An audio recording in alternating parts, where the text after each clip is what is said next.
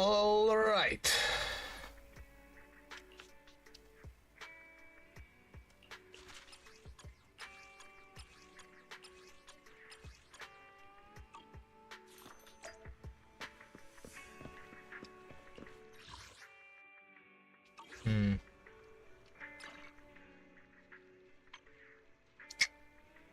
Okay, let's go collect some basic materials.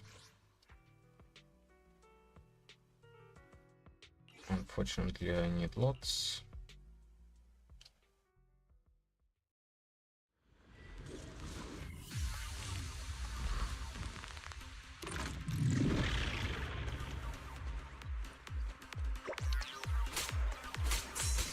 Allow me.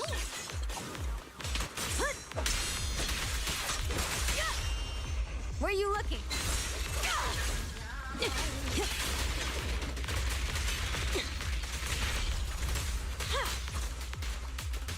Time to shine.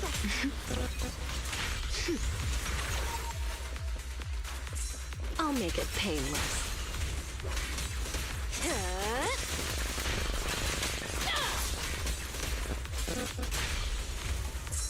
Oh my.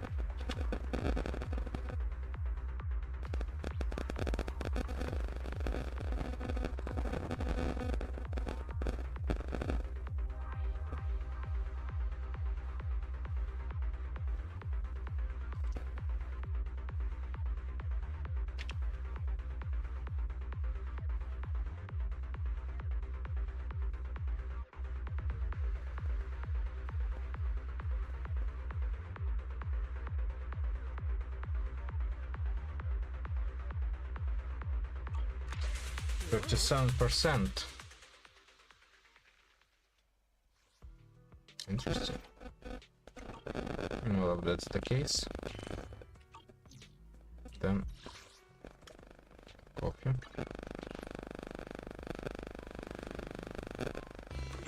What can I get for you?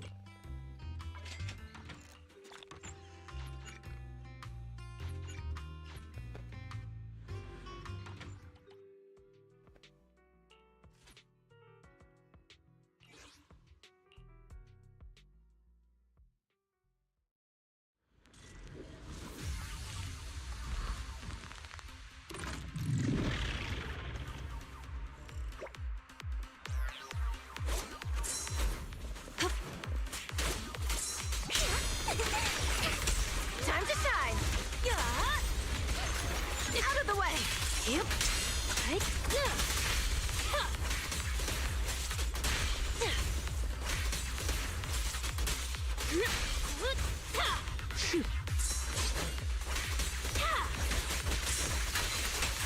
Want some more?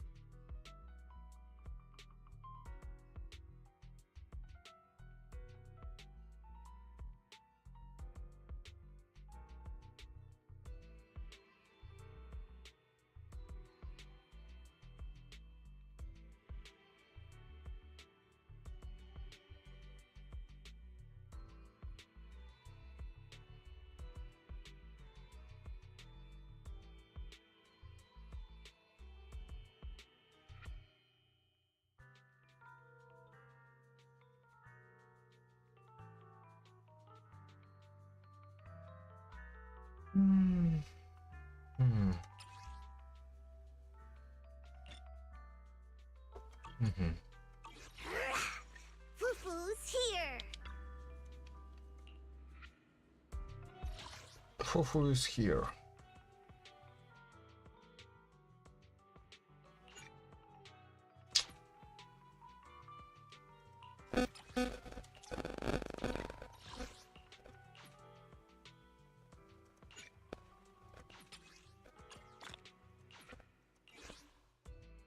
Roar.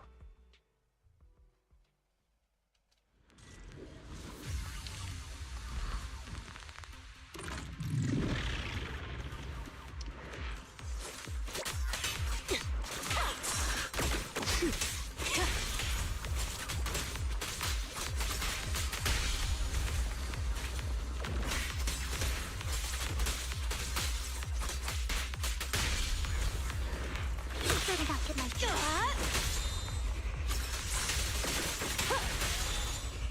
Oh? ready.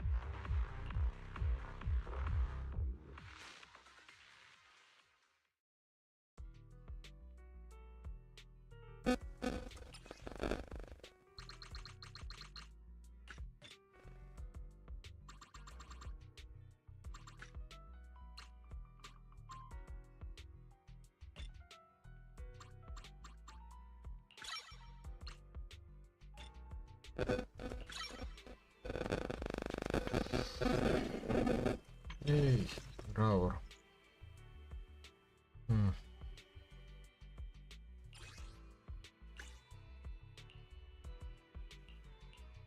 3, 4. So 2 weeks mean that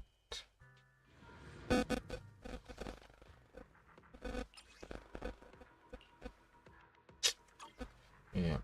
Okay. Fair defense. Let's take.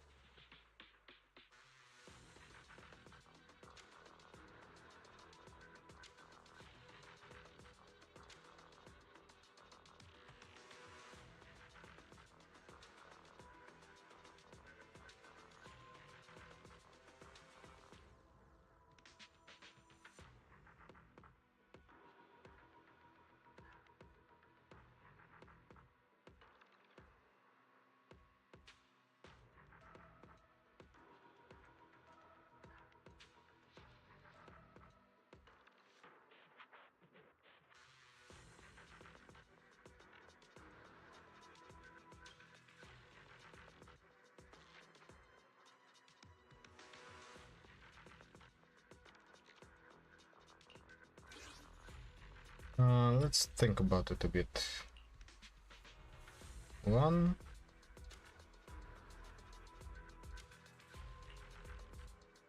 Maybe. Let's start the experiment. Accepted instead of grace. Day, Lord Phaeton. Let's fire it up. And we have this.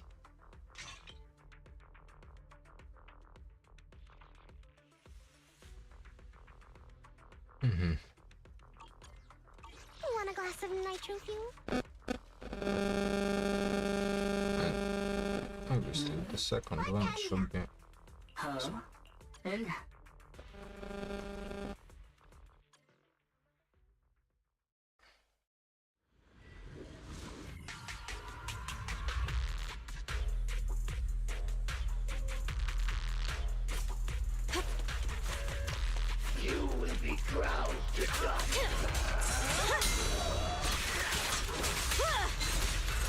Caesar, I'll help. Sure.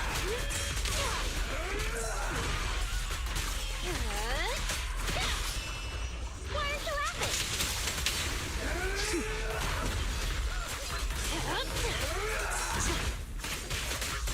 No escape.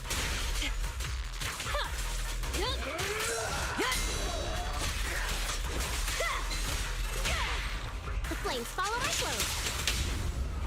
It won't hurt for long, I promise. Ready for a fiery feast? More fire.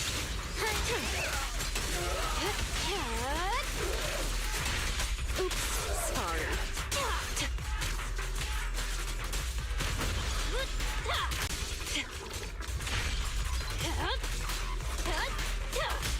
make it painless. Time to go. I'm here. Okay.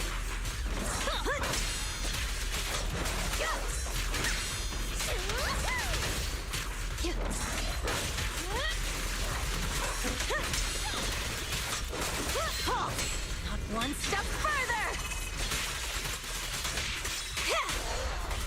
Let me share. Drink it. Sure.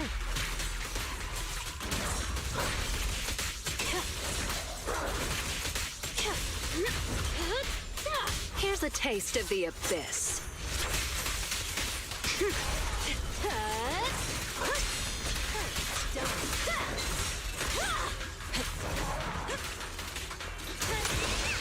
Flames will not die. The brave fear nothing. Let's light it up. Just give up.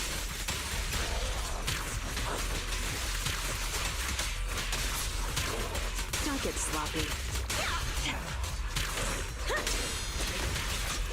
There's more to battle. The glory. Hey, let's have some fun. Hit 'em where it hurts. The final act begins now.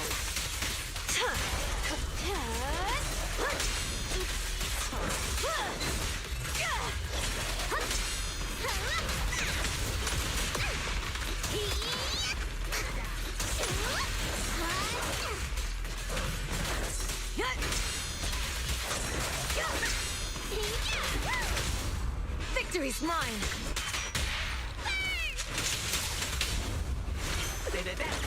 Just give up.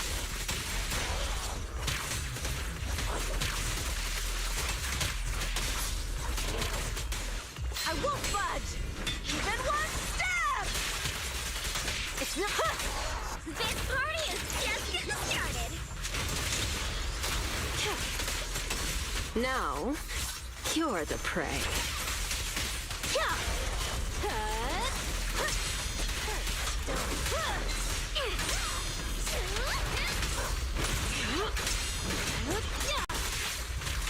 I'll make it painless.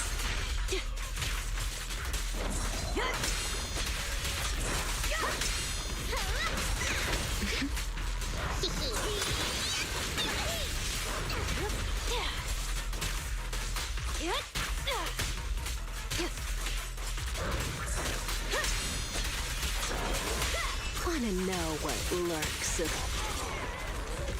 Finally.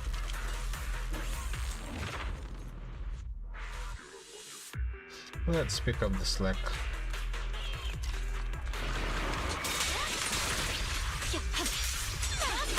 Alright, I'll take the mine.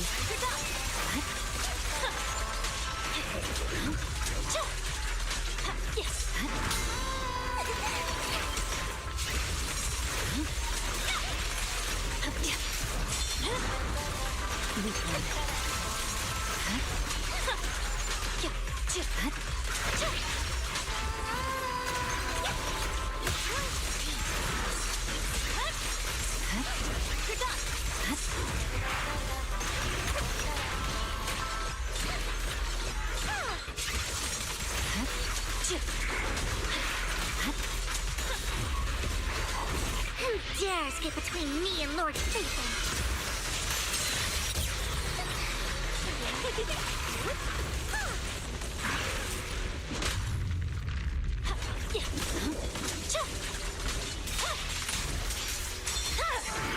My blade is already shifted. Victory, the only option.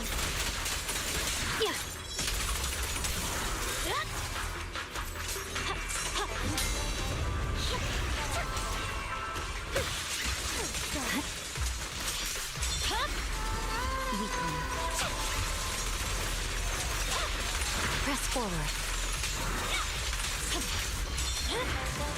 My blade is already shifted. Witness the magic of music. Go away. Well done. No forgiveness. Notice me, Lord Satan. This song dedicated to the world. No forgiveness.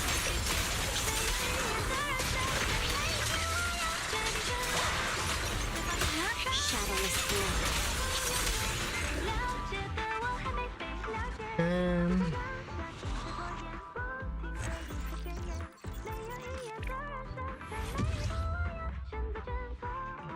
Let's figure stuff out.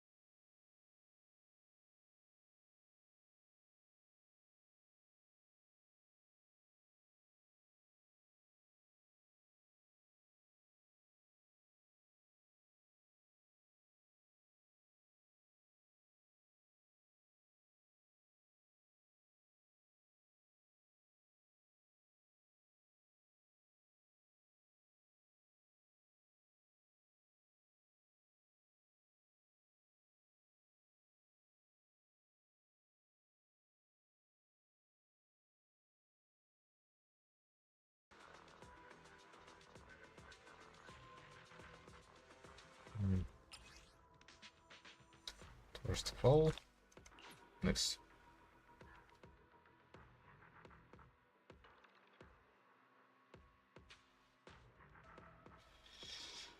Okay, then let's think about it.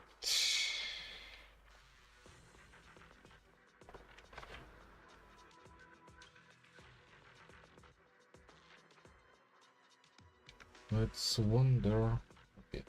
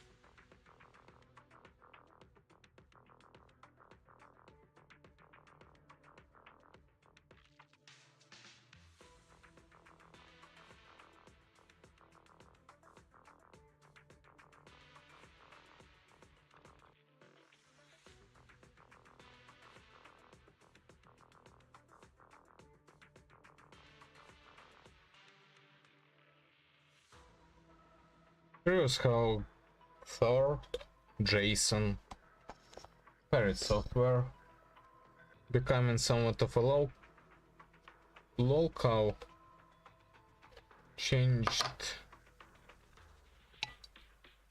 the way people approach SKG Games Initiative.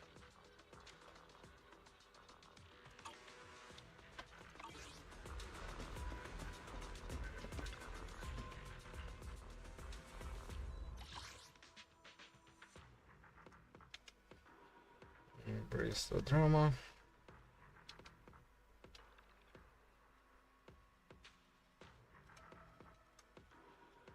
Hello, guys and gals, me Mutahar, and we got a pretty big update to that Stop Killing Games story, ladies and gentlemen. Now, Stop Killing Games, for anybody that doesn't know, yes, 2 days ago I made a video where I talked about Stop Killing Games.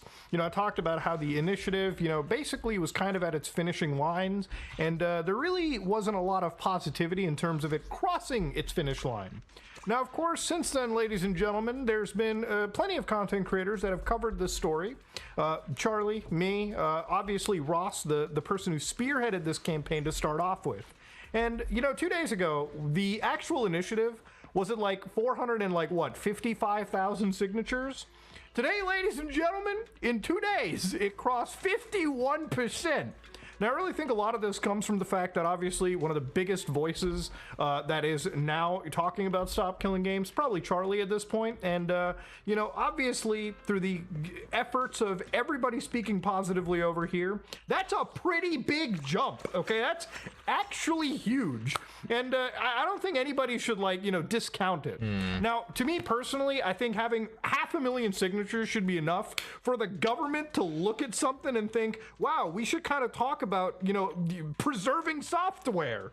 Now, obviously, you know, there was a bit of controversy to the Stop Killing Games stuff. We talked about it 2 days ago. There was a YouTuber known as Pirate Software who very much was not a fan of Stop Killing Games, and apparently still doesn't seem to be a fan of Stop Killing Games. And to me, I don't really think of this as like, you know, a drama thing or whatever. I think of it as just good laws to pass. I think it's just a good conversation to have. Obviously, I think of Stop Killing Games as, you know, just one cog in the giant scheme, right? If you ever watch channels like Lewis Rossman, if you ever watched any tech channels, one of the most important things for a lot of people in this space is things like right to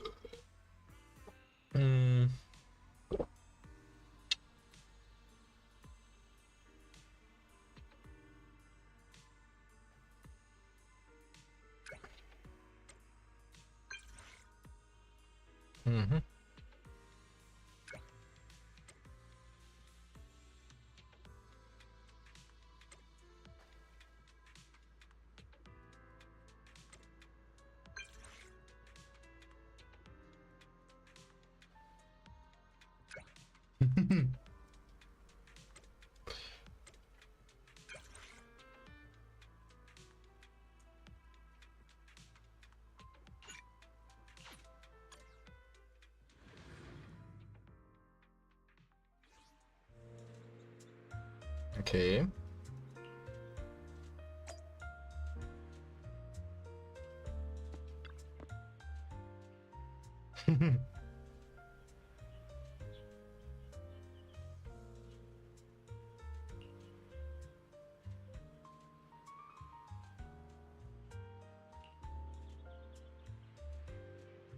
This is combat.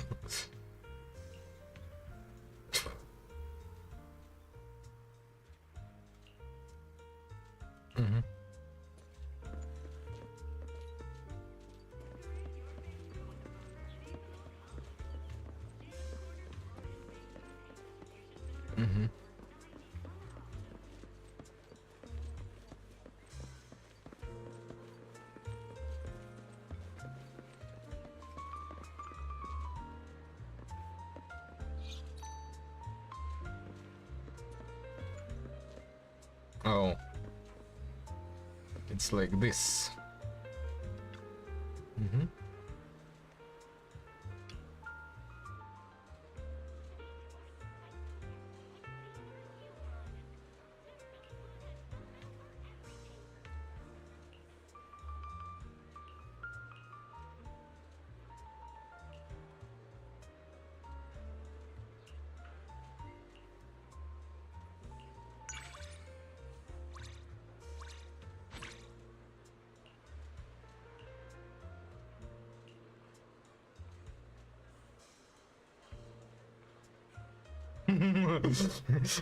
Completely.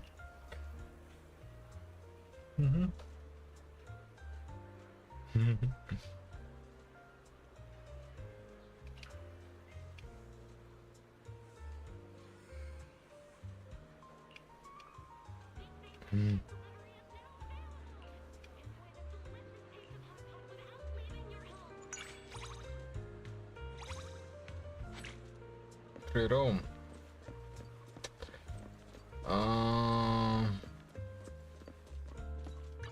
What's the wish event?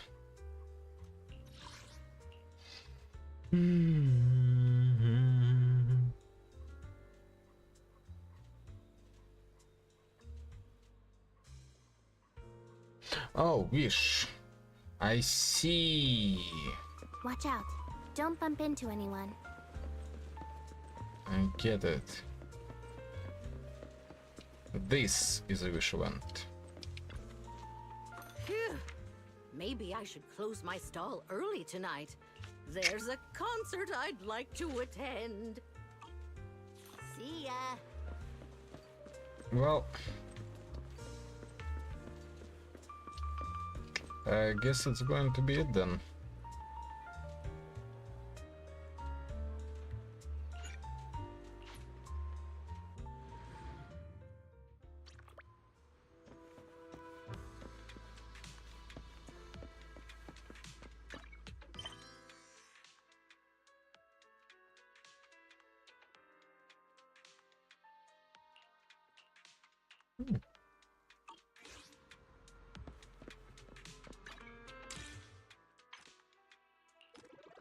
Yay.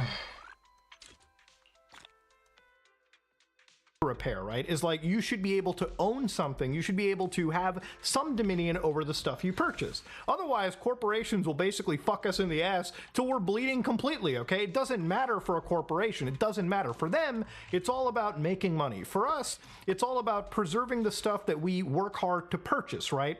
Now, obviously, I look at video games as video games, right? And some people look at this as, you know, children's toys. But to me, video games are kind of just like a movie. They're like music. They're like software in general. They're just like any commercial good that you buy. And if you buy something, you should either be able to possess it, right, for an indiscriminate amount of time, or a company should just straight up tell you that you're renting stuff. Like I said in my previous video, if companies were outright telling you that you weren't buying their product and you were just renting it, I definitely will guarantee you that will have an actual impact on sales. Now, obviously, this needs to get to 1 million signatures. Now, do I think it'll get to 1 million signatures? I'm being positive. I actually hope that it will. I think the jump that we saw from literally yesterday is pretty massive. And it just continues to go up. You know, the momentum that Ross felt like that he lost, I feel like that momentum is starting to kick up again. And honestly, if it meant getting into the muck with like talking shit and like correcting records, I think that's honestly what you have to do if it means doing something as good as this. Now, why is Stop Killing Games a good thing? Why is it a net positive? I'm going to go through a lot of technologies that communities have made that are literally preserving the games that we love and cherish all throughout history. So one of the things that I saw, and I can't verify this for myself, but it kind of made my head ache a little bit from like Pirate Software. So one of the comments that he wrote here was, for those who don't understand what MYM is and are spamming comments, this is a user-generated content game where you make dungeons that other people play in. Without a large player base, the game becomes instantly stale due to lack of dungeon variation. The community has all but abandoned it, so preserving the game would not keep it playable or enjoyable. Hosting it privately does not fix this issue, as it's designed with a large-scale creativity in mind. Without that, it's a hollow husk and unable to be played to any real extent. This isn't about preservation, it's about a waning player base on a game I enjoyed. You cannot preserve a game's true intention by saving the files. You cannot preserve the essence of a game like this with a small group of players. It needs thousands or more active players to give the actual experience. Stop Killing Games cannot fix that problem. Now, Meet Your Maker, for anybody that doesn't know, is an actual like building game where actual like gamers get together, they build these entire like, you know, levels, and obviously it's then up to you as a player to play through these user created levels. Now again, obviously this is a game that has a lifespan, right? But the preservation of the content that people have been doing and making since the first day of this game's launch up until the very end of its lifespan is important, because let's say you come back to this game, this moment in time, like 10, 15 years later, it's important that there is like a repository of this game that exists so we can at least play what the community built, right? Do you want to lose all of this content, all of this history to time, just because the new game comes out or some newer sequel releases? Like, do we have to accept planned obsolescence? And if games are obsolete, do we have to let them completely die when we could have an option to preserve the content that is generated within them? So this is where I feel like I'm reading Kojima levels of fucking pretentiousness, except in this situation, Kojima's actually produced a bunch of video games, okay? From what I understand, Pirate Software hasn't even shipped one out the door yet. Now, there's a lot of people that pointed out that apparently he had ties to like Rivals of Aether 2, which is a live service game, but I don't really think this is a completely negative situation. Again, as much as his words rub me the wrong way, I like to think of the best in people, okay? I really like to think that at best this probably was just a misunderstanding. But reading stuff like this comment burns me a little bit. Because, yes, I understand, once a game falls off, like, yes, guys, Halo 3 fell off. You know what I mean? All the content in Halo 3, it's old. It's not, nobody new is coming in to make new maps, new screenshots, new anything. In fact, the community for that game on the Xbox 360 is effectively fucking dead. But preserving that community, preserving that experience is what's important, right? Preserving the game itself is what matters. Because down the road, let's say somebody wants to play or see how a game worked even, right? Like 10 years down the road, 15 years down the road, they have the option of seeing it. So when he talks about user-generated games, I want to go through some technologies that community members have made. So for instance, this is Little Big Archive. Now, if you don't know Little Big Archive, Little Big Archive is a repository for levels that users have made for a game known as Little Big Planet. Now, if you don't know what Little Big Planet is, it's a platformer game for the PlayStation 3, PSP, PlayStation 4, PlayStation Vita, and I think it might have a PS5 version, I'm not entirely sure. But the community over here created level packs, profiles, community objects, game modes, and all types of challenges. So that if you, down the road, played this game that released literally back in like 2000, I think 2007, you can go to all of these projects, download these community levels, and you can run them on an actual hacked PlayStation 3, or you can run them underneath RPCS 3, which is what I did. Now, the thing about it is, obviously, to give you an idea, these are not, you know, every single level that has been made. But if you go through this spreadsheet, ladies and gentlemen, according to this list, 4,875 levels have actually been preserved by this community. So let's say that you missed out on something like, you know, Little Big Planet, and you want to experience this era of gaming down the road. Much like I like to go back to Super Nintendo games, PlayStation 1 games, this repository exists so anybody can experience something. Yes, we know Little Big Planet is dead. We know that the spirit of the game is not going to be captured with new content every day. But I think somebody playing a fucking 15-year-old game kind of knows that, okay? I think most people that have a functional fucking brain know that they're not getting that in-time experience. But they're also not getting a game that's been lost. Some of these levels probably meant a lot to somebody. Some of these levels are actually pretty intricate and fun. And some of these levels allow you to look at what people created back in the day. So one project that, again, is really interesting is Open Course World. Now, I'm sure you guys also have played games like Super Mario Maker and Mario Maker 2. Well, thankfully, a community of fans for this game have created a project or are working on something known as Open Course World. And of course, you can play this in an emulator, an actual custom firmware Nintendo Switch, So basically, they made a mod that reroutes the network request in the game to their specific server. And of course, what they want to do is preserve a shit ton of Mario Maker levels. So eventually down the road, when something like, I don't know, Nintendo servers tend to go down, which again, most servers will, right? Whether you're Microsoft, whether you're Sony, whether you're Nintendo, whether you're one of the biggest companies in the world, eventually, when there's not enough money on the table, you will probably not want to pay for server hosting. But that doesn't mean the community doesn't want to come together and put together as much of this software, as much of this actual, like, as much of this, like, community-created content as they can. Because the thing is, it's about preserving video games as they are, the history of them, and of course, to make sure that down the road, if somebody wants to play Mario Maker 2, they can. Now, by Thor's logic, again, if a game just goes down, what's the harm in it? I mean, you know what? Stop Killing Games is not going to help, publishers develop an initiative to keep their projects alive, I guess. You're going to miss access to that in-time experience. You're not going to get that spirit or whatever the pretentious shit you're hearing here. The reality of it is that obviously this game, Hitman, is a brilliant title, okay?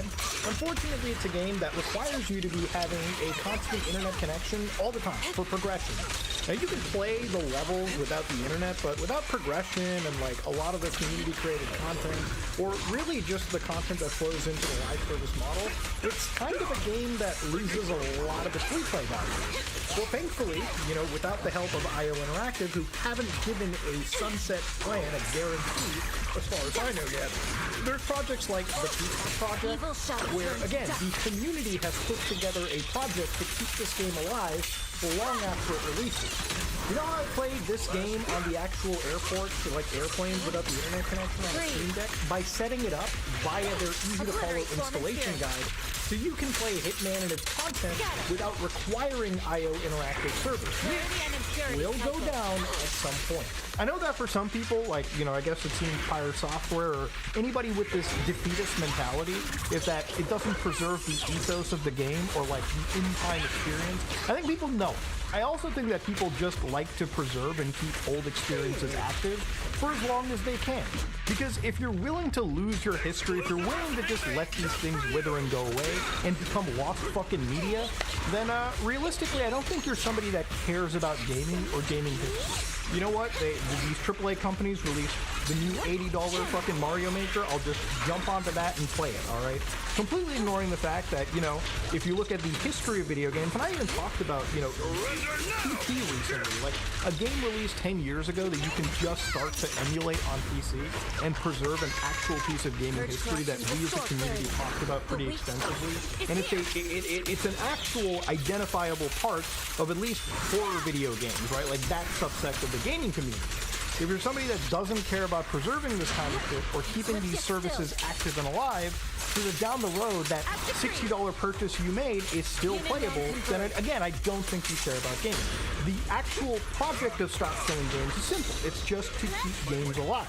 It's not to keep them as unneeded rentals in the space. And again, the community has went above and beyond in preserving even networks. So for instance, Pretendo is a network that if you have a 3DS, if you have a Wii U, you can actually experience a clean room reverse engineered version of their network, so you can at least play certain games with your friends online, right? So for instance, if you wanted to play things like Kid Icarus Uprising on your 3DS, if you want to play some Mario Kart 7, they actually have preserved full network capabilities, or at least partial network capabilities, so people can play the fucking games that they bought, okay? All without requiring Nintendo.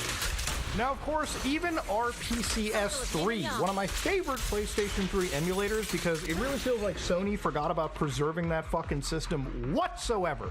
Yeah, even RPCN, ladies and gentlemen, RPCS3 has their own network that they've reverse engineered and put together so people can play games like Skate 3 together. People can play games like Demon Souls. Now, of course, obviously, they're not a massive community. You're looking at 27 people playing Demon Souls. But to give you an idea of why this stuff is important, me and my friend Imaru, me and him play a lot of old games. And for us, we wanted to play Red Dead Redemption. I think it was like 2 years ago. And obviously the PC version wasn't out. And even if the PC version was out, remember, nowadays companies will want to sell you $60 games with like multiplayer removed. Like single player is the only actual game mode, even though like back in the day when Red Dead came out, multiplayer was a pretty important part. It's something that I think a lot of people my age played if you were playing Red Dead at that era. So instead of, you know, letting that multiplayer wither away and be lost, we were able to play together under our PCN. We had a whole good night of beers and playing some fucking Red Dead together. And not only that, we were able to play things like Metal Gear Solid Peace Walker HD, and even abominations like Raccoon City Chronicles, like what was it, like the Resident Evil like third-person shooter game that we played co-op. These are all experiences that are preserved, thankfully, because of things like the community putting together the efforts to reverse engineer, you know, server code, entire like solutions like this. Because at the end, all right, this is just the community.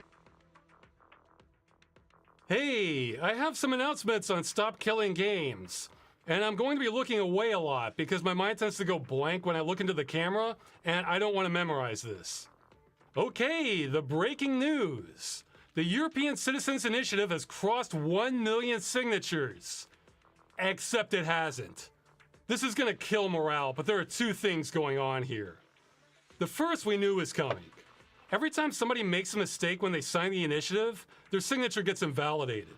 So that means we need more signatures to make up for everybody's mistakes. It kind of reminds me of multiplayer games when you see somebody who just has no idea what they're doing, like they're attacking a wall or something. So in this case, we need to pick up the slack for the people who literally can't write their own name properly. That could be a lot. I've heard 10% minimum, 20% is better, 40% should be really safe. Or it would be, but we have a second problem. I've received several reports of people claiming to spoof signatures on the initiative site. First off, I want to say that this is not a change.org petition. This is a government process. Spoofing signatures on it is a crime. Please do not do this. They'll be checked later by the EU Commission, and my guess is the fake ones will get turned over to Europol or Interpol and they'll follow up on this. If it's coming from America, Interpol is known to cooperate a lot with the FBI. Now, will they prosecute people on this? I have no idea. Europe takes its political processes pretty seriously, so I would think the more it's being spoofed, the more they might send law enforcement after people doing this. Again, I would not suggest doing this. It seems like a bad thing to risk going to prison over. But the problem here is I am now in a complete fog as to how much this affects the initiative. Now don't worry, none of this will invalidate the initiative. All legitimate signatures will still count. But that 1 million number? Yeah, it might not be real. I think we have at least 600, 700,000 real signatures. Beyond that, I don't know. Maybe it's just 1 or 2 people who tried it and this is nothing to worry about. Or maybe it's a sophisticated botnet spoofing hundreds of thousands of signatures. I have no clue. In fact, I noticed a few days ago, we were getting a good rise in the day European time, but then it would fall off a lot at night because people were going to bed. Now it seems like it's rising a lot through the night. So maybe most of this is an illusion now. We may not have won anything. I have to give credit where it's due. I was looking forward to reaching a safe margin and putting this behind me. But now I guess I have to keep this up until July 31st because now there's no such thing as a safe margin. I have no idea what's real now. So, for people who hate the initiative, you got me.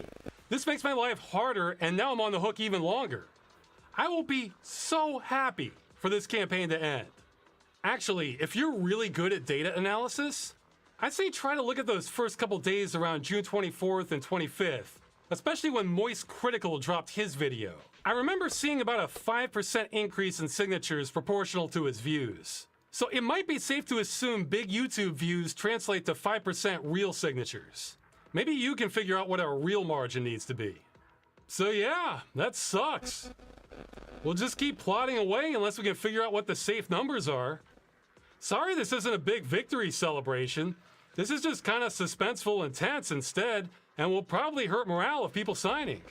You know how in World War II, the Japanese had soldiers entrenched in a bunch of Pacific islands? Except some of them never got the memo when the war ended in 1945, so they just stayed there for years, assuming the war was still on. That's kind of where I am right now mentally. At least it all ends in a month. Okay, another announcement. We've gotten reports that some countries, I think Italy and Belgium especially, where sometimes the digital ID system didn't work. In those cases, I'd say either use the manual method, which we have instructions for on StopKillingGames.com, or you could try coming back in a few days and see if it's working. Another news item, I've been told someone has launched a cryptocurrency based on Stop Killing Games. Dumbest timeline, guys. Just so everyone's clear, that had nothing to do with us. I have no clue who would even want that. I'm sure it's a scam. So, yeah, that's all there is to it. Something else to cover quick is I've heard a couple reports of people harassing pirate software. I feel like this goes without saying, but if it doesn't, no. Of course we do not endorse harassing him. I mean, I said in my response video, I wished him no ill will, and I meant that. You know why? When people's lives are better, they tend to be less inclined to foment some sort of revenge, and I'm taking on enough heat already without adding to the pile. I mean, I'm getting some crazies heading my way, too. Though I can believe it's not as many. I also pointed out last time, whatever damage Thor did to the campaign has been neutralized. So whatever happens is not on him anymore. I'll also say, I don't know what the hell everyone is up to either. This is a lot bigger than me. I can barely keep up with the campaign, let alone him or all the supporters. We do have moderators in our Discord trying their best.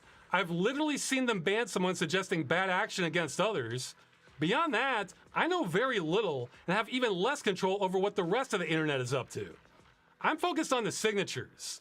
If Thor and I never bother each other again, that is just fine by me. I also don't hold him responsible for anything his fanbase does. I'm not a fan of collective punishment. And on the flip side, Stop Killing Games is a populist movement. That's the very definition of messy. I can control that like I can control the weather. Oh, and speaking of barely keeping up, I've been having to play triage on emails and messages and prioritize the ones most critical for the campaign. So a lot of you are going to get a delayed response, but I should mostly catch up. Eventually. Okay, the final announcement. The UK government petition has cleared 100,000 signatures, and I suspect these signatures are more legit. Though you can keep on signing it too as a safety margin. More will not hurt anything.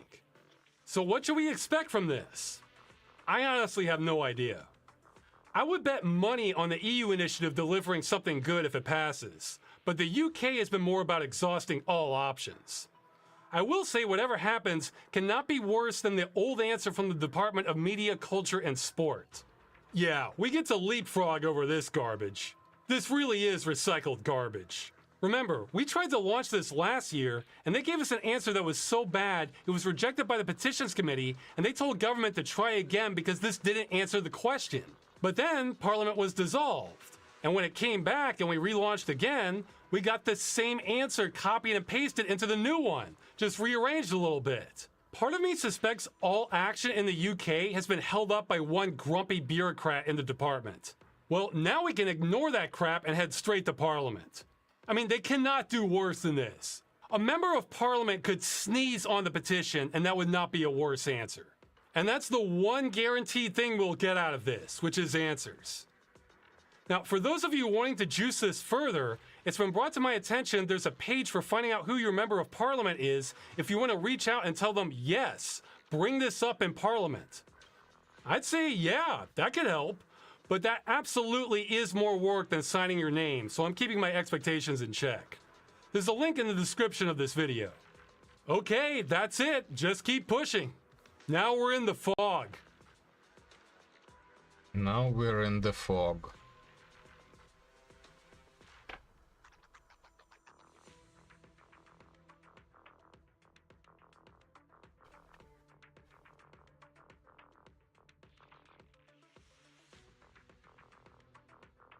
PewDiePie doesn't like Google.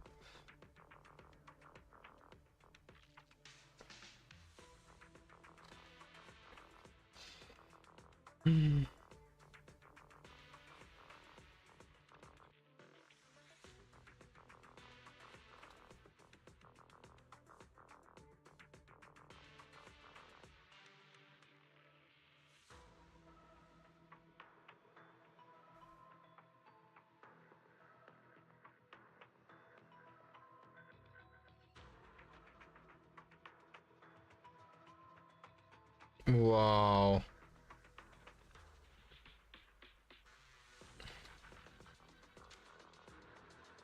Okay, so big French YouTubers covering it. I guess that means, yeah, a lot of those signatures are probably legitimate.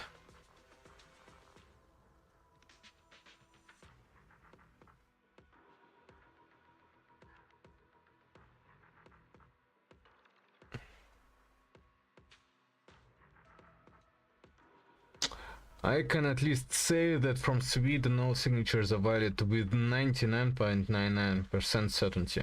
All signatures requires you to sign with bank ID and your social number, and those are checked automatically. Like, does this person exist in the tax registry? The bank ID is also personal and requires you to use either your personal phone matched to your social number on the local computer that you're on. Let's go for a signature record of at least 1.8 million.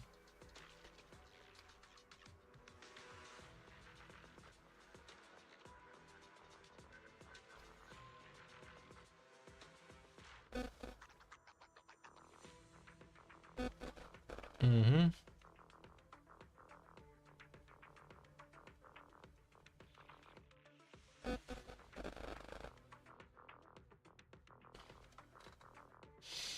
Mm-hmm. Act 3, the fog of war. Yes, it is indeed fog of war.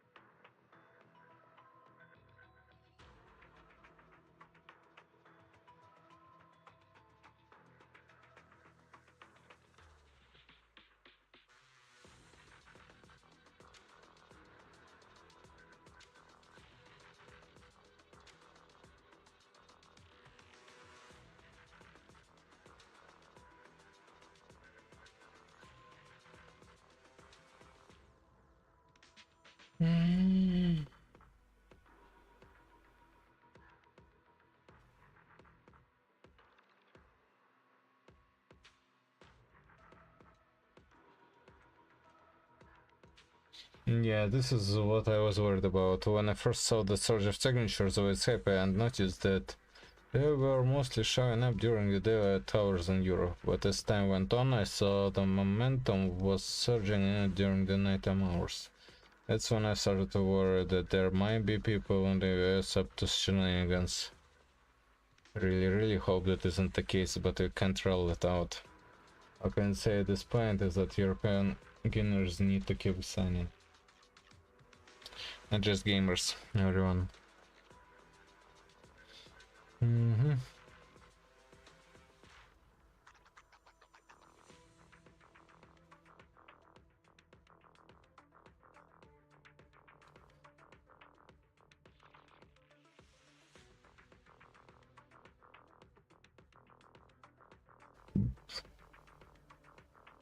It was never over until the deadline. True. True.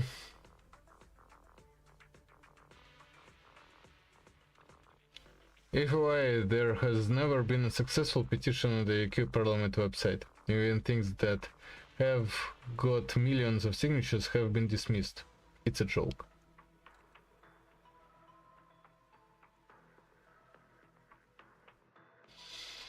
And be assured that you Ross, keep in mind that the first 440,000-ish were all from before any drama or reasons angry people would want to see the initiative.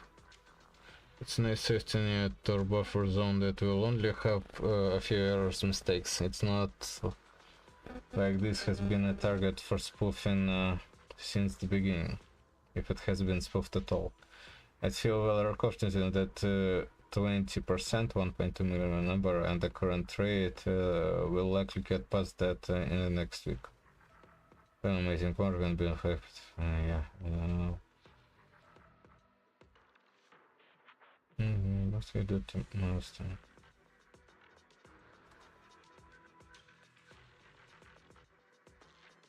Fucking stressful indeed.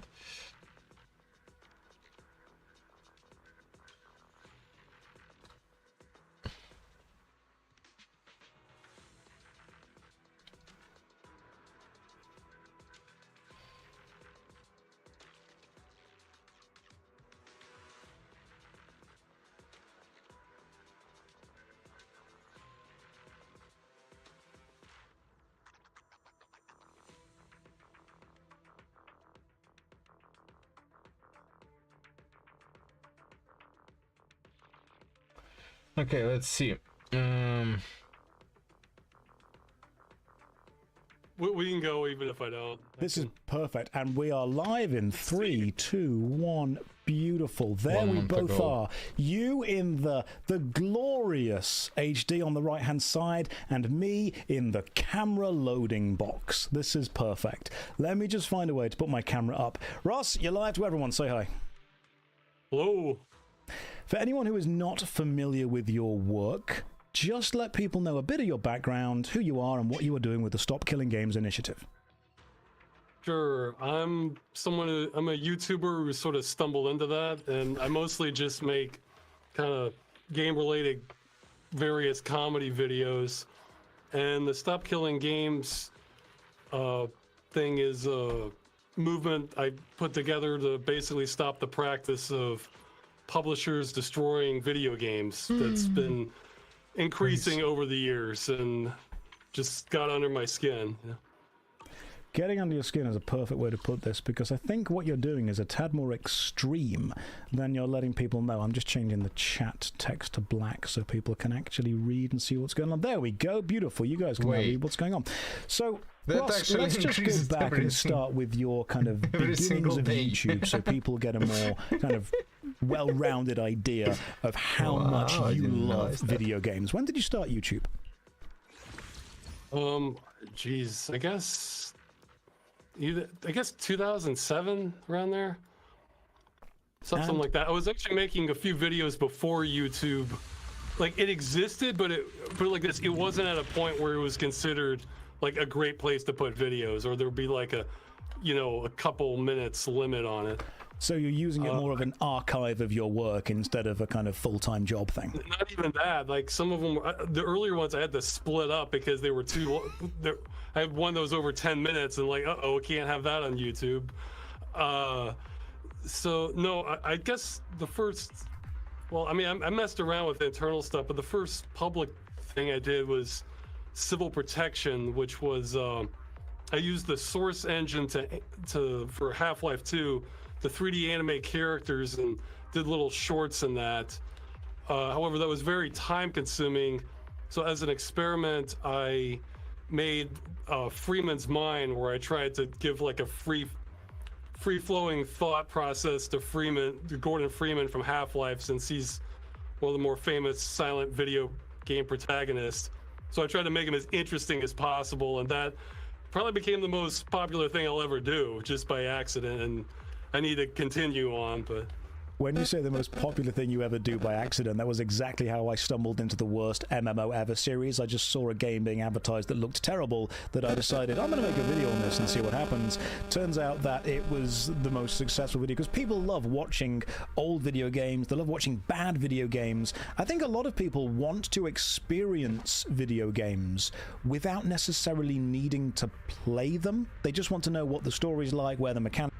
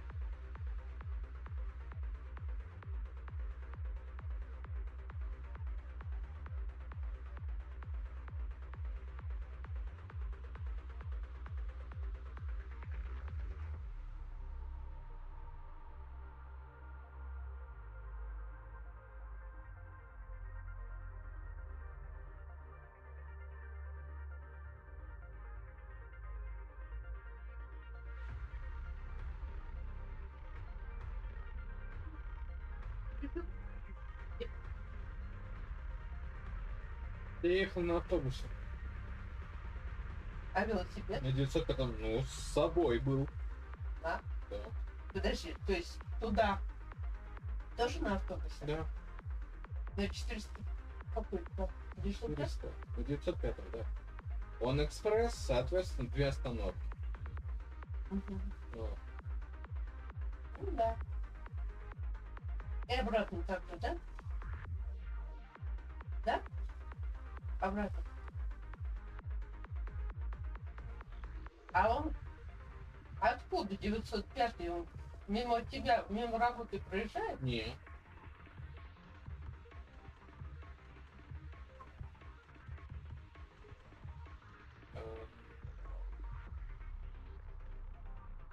Это до Ленинграда как удобно.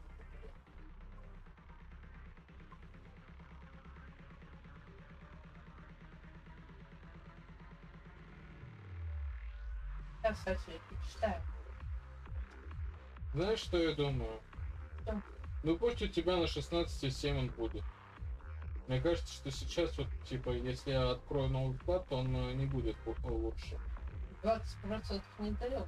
Но сейчас 20% в принципе не дает. Мгм. Потому что это...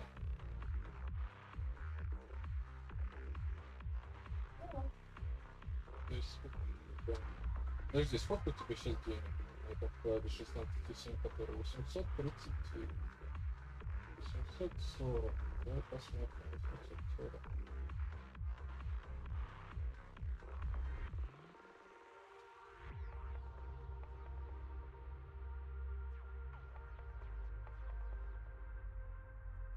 И водичку ты есть? Ты пьешь водичку? Дай-ка. То, что ты Нет. писаешь везде, я вижу. Хотя Давай. подожди, 18% можно получить на 5 месяцев. На 5 месяцев 18%, на 4 месяца 18%. Давай так, хороший вопрос. Надо посчитать, у нас же сколько? У нас больше одного месяца прошло уже. Месяц прошел. Не, ну 16% это... Ну месяц уже прошел. Мгм. Это, соответственно, у нас 30 от 360. А он сколько, насколько этот вклад? На 5 месяцев? На 5 месяцев. Да. Значит,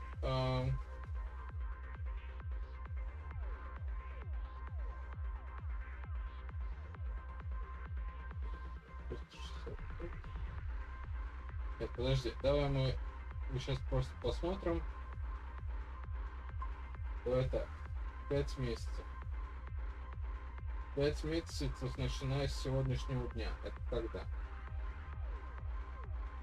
Сейчас. Август, сентябрь, октябрь, ноябрь, декабрь. Ну, года. Давай так. Я понял как.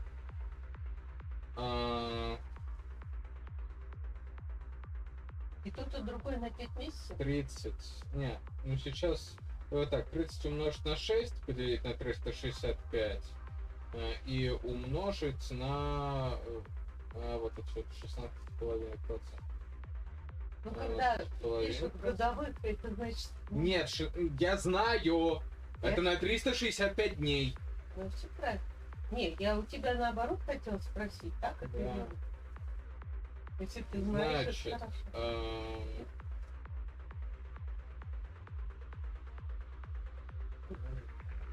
Просто когда на 5 месяцев, может быть, это несущественно. 15-17%.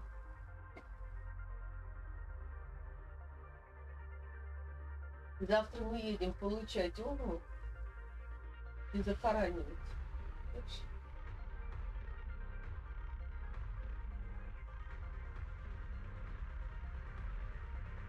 Сегодня оформляли документы. Так. Значит, 70 тысяч. 70 тысяч это если сейчас ничего не делать. Условные 70 тысяч. Далее, второй вариант, это мы вот сюда вот прописываем 18, сюда прописываем вместо 6 5. Сколько я до этого сказал? В общем, сейчас 62 тысячи. Соответственно, 10 тысяч разницы и не в нашу пользу. Поэтому этот вклад, он уже открыт, и как бы разницы большой нет. Оставляем все как есть. Потому что максимальный вклад. А этот на полгода, да? Ну, нет, смотри, это до 28 февраля. До конца февраля. То есть там еще 3 месяца будет. Сверху по ставке 16,7. То есть вопрос, конечно же, будет ли в тот момент еще ставка 18%, но если тогда считать по такой разнице, то у нас вот 5, То есть прыгать... август, сентябрь, октябрь, ноябрь, декабрь, январь, февраль и март, это у нас 8. Соответственно, если мы смотрим на 8, то вот 100 тысяч месяцев по 17% ставки.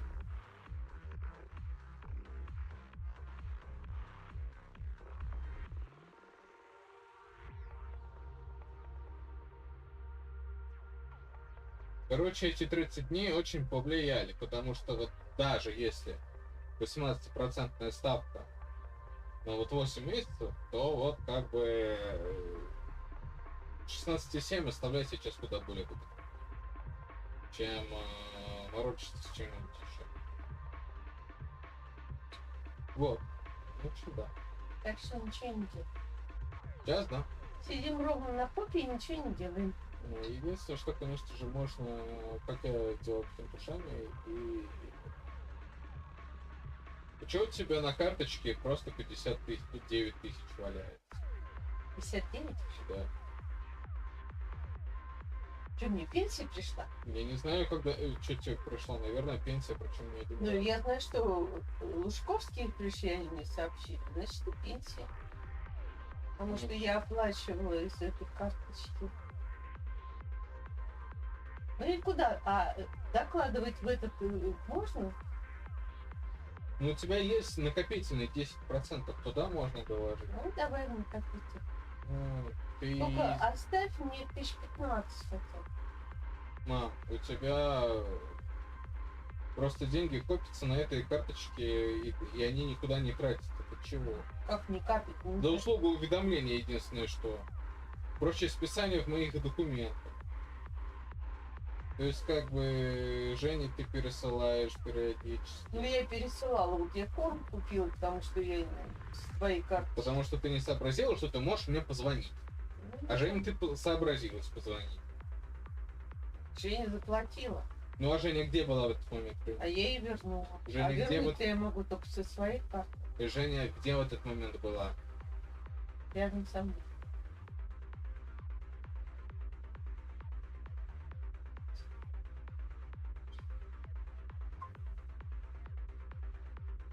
Как ты можешь, что он такой громкий? Это пиздец.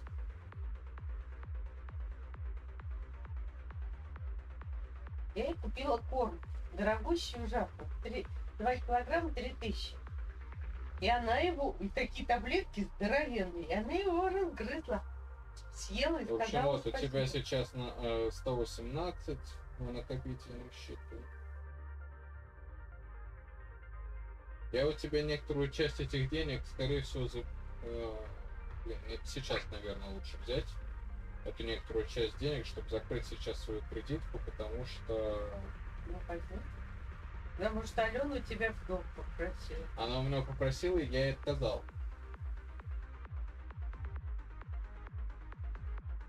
Но она же детей вернула. Ну, она мне те А, вернула, и- я сказал, Ей взять-то негде. ну, ты не знаю, может быть и есть где. Но я просто вот сказал, вот, Что тебе кредит надо закрыть. что я проверил, в этом месяце не могу, мне кредитку закрывать надо. Так мне до 7-8 числа всего лишь. А Нет. в этом месяце я не сказал, в каких числах. Вот.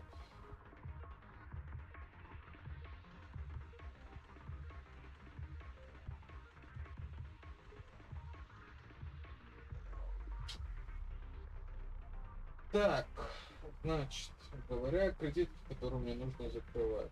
Ну, возьми у меня половину мне положи. А если там пенсия пришла, то тогда у меня уже не будет ничего на карточке.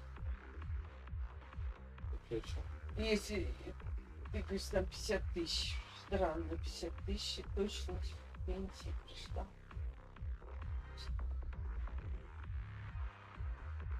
Нет, там не было. да, вот сейчас долг 67 тысяч. Чего? Сейчас долг 67 тысяч. У меня долг? Нет, у меня А на карточке. Да, есть такое. а что ты так много ешь? Мне что-то кажется, что ты немножко больше ешь. Я потому что мало трачу вообще-то покупаю, потому что ты в последнее Ну, время... не знаю, ты в пятерочке тут на 5000 недавно накупила. Ну, на 5000 2 раза ходил. А еще пойду не на 5000. на 600 рублей. На 5000 я сразу не покупала. Я На 2000 я на перекупил. 2000, да. Вот. Казинаки тебе не нравятся? Ты не пробовал? Я тебе даже и попробовать не дам. Казинак. Мне даже не интересно. О, так вкусно. Да, так вкусно. Не, ну так, конечно, покупаю всякую выпечку.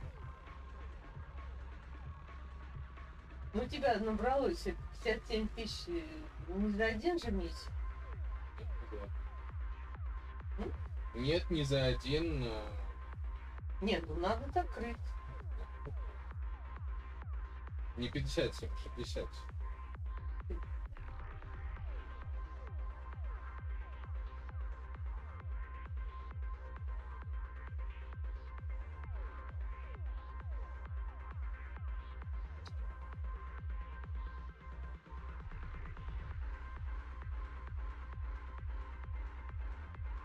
Вот я вчера спала один. Я легла в районе 8. И приехал. Потом смотрю, одни тапки твои. Тебя нет. И опять легла. Так что... И встала сегодня в 6 утра.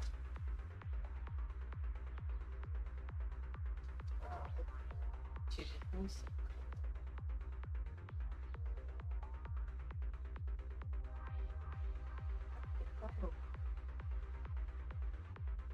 Так это, в принципе, в любую аптеку можно показать. Ну, лучше, конечно, супераптека. Ну, сюда- Она удобна, она тут близко. Не, она, да, приятная такая. Да, понятно.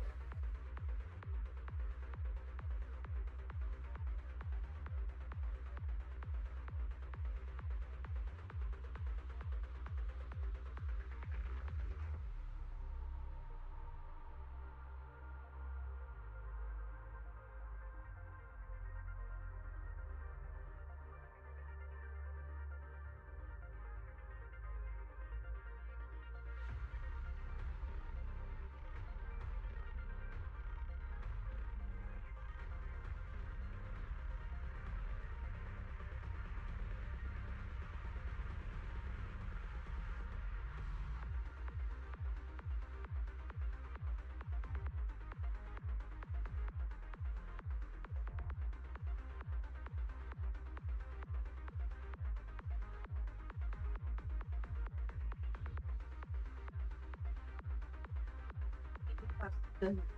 Я давала кусочками. Оно, кстати, у них не горькое. А вот эти таблетки, которые человечьи, они в этой глазури, видимо, они горькие. А она так не может таблетку проглотить. И даже и не запихивала. Я ей жую курицу, туда впихивала растолченную таблетку.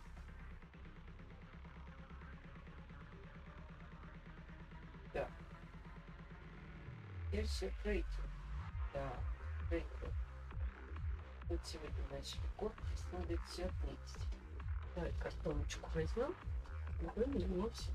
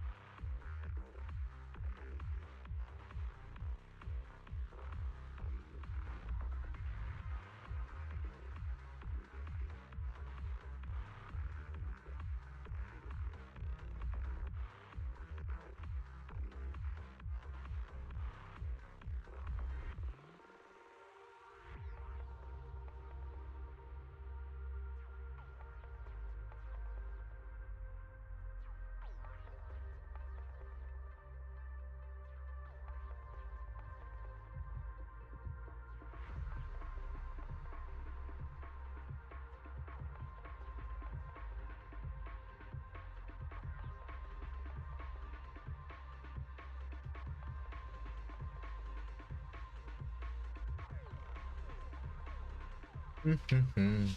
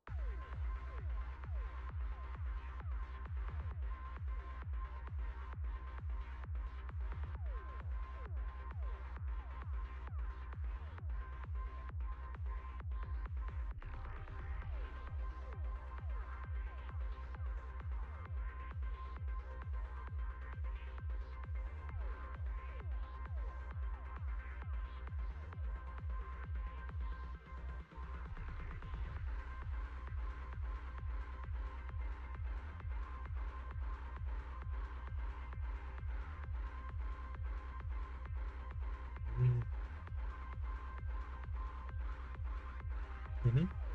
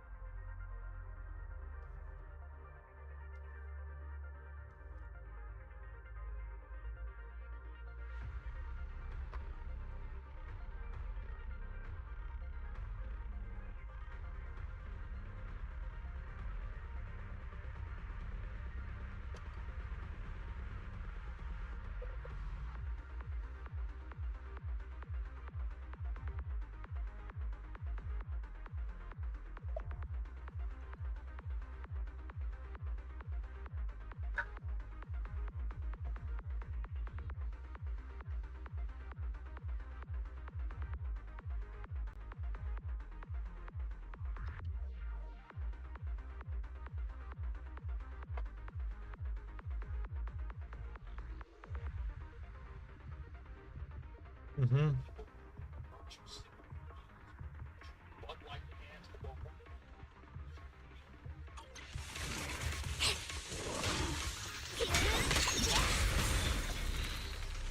Mm-hmm.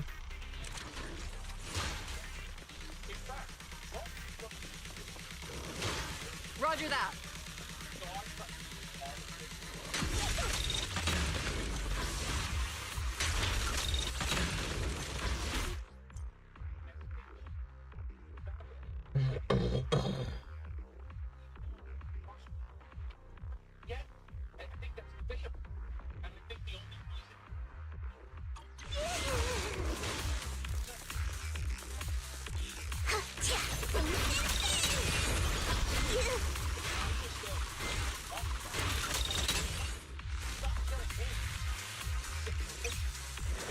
What an unlucky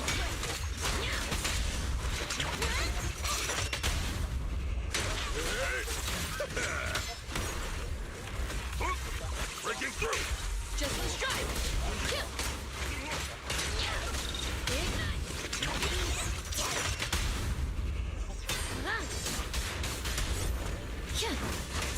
Please! Last breath!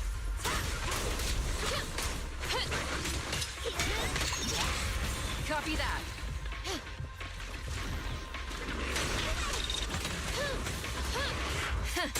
Open fire!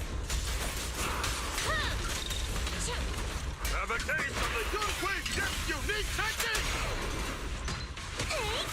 Here! Repent here!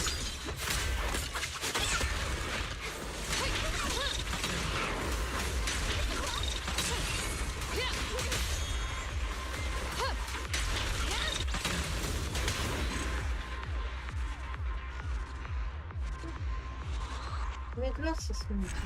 Да, я тебе там VPN поставил. Я тебе VPN поставил нормальный. А то ненормальный сломался. Предыдущий сломался. Теперь мы будем в интернет выходить из Амстердама. А до этого выходили из этой... Дим, ты уж совсем.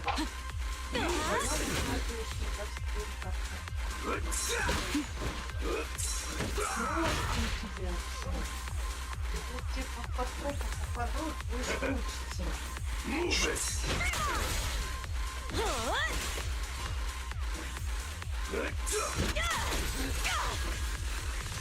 Take this!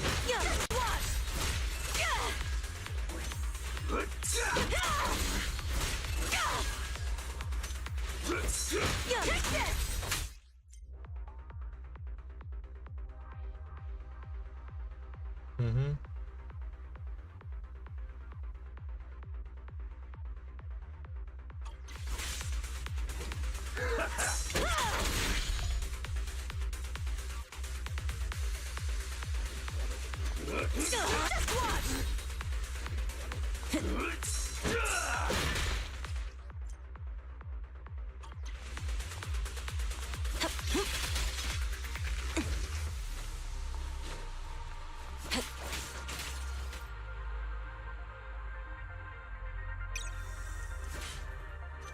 Thanks go to. Oh, I do the same if I don't like the gameplay.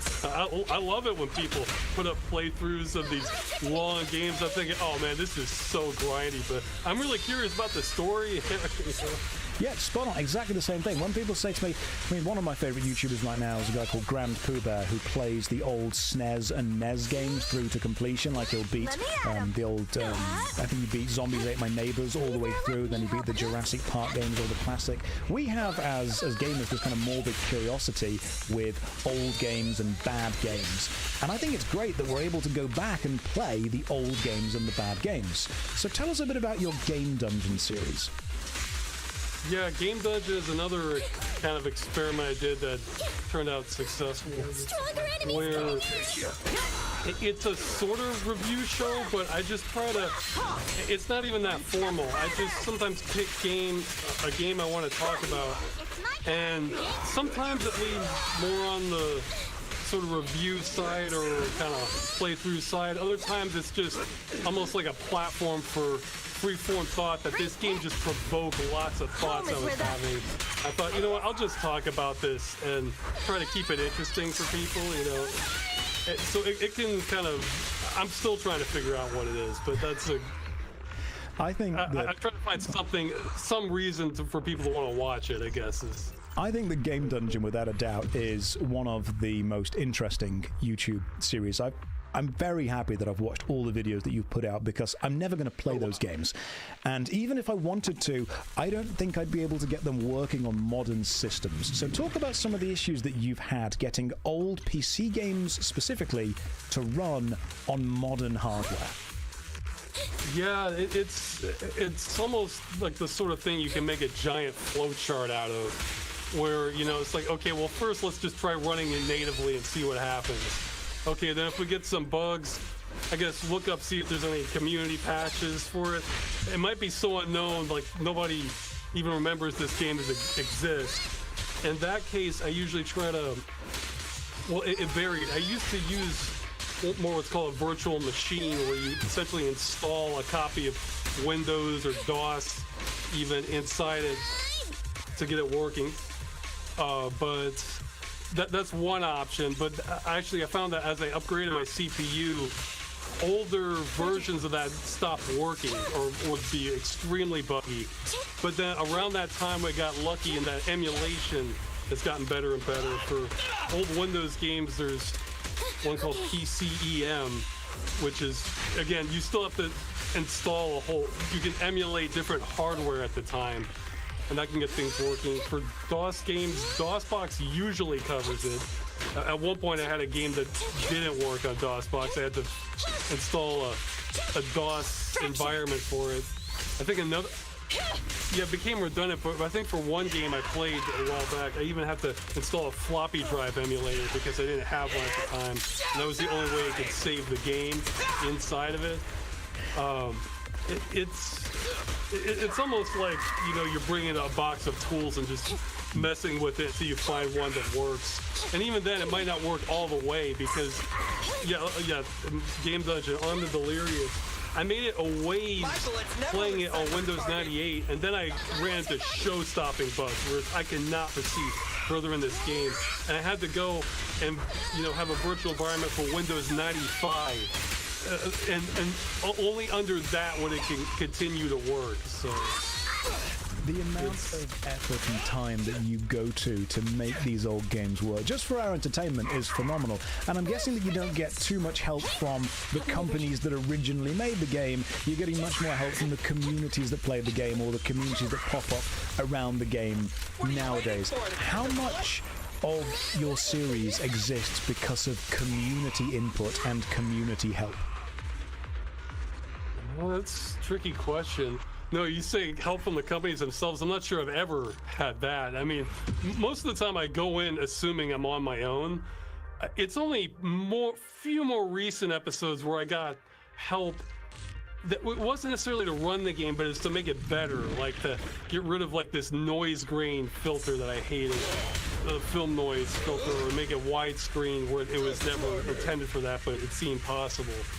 No, for earlier ones, okay, your question is how much is from the community? It's hard to say. I'd say anywhere from like 20 to 40%, something around that.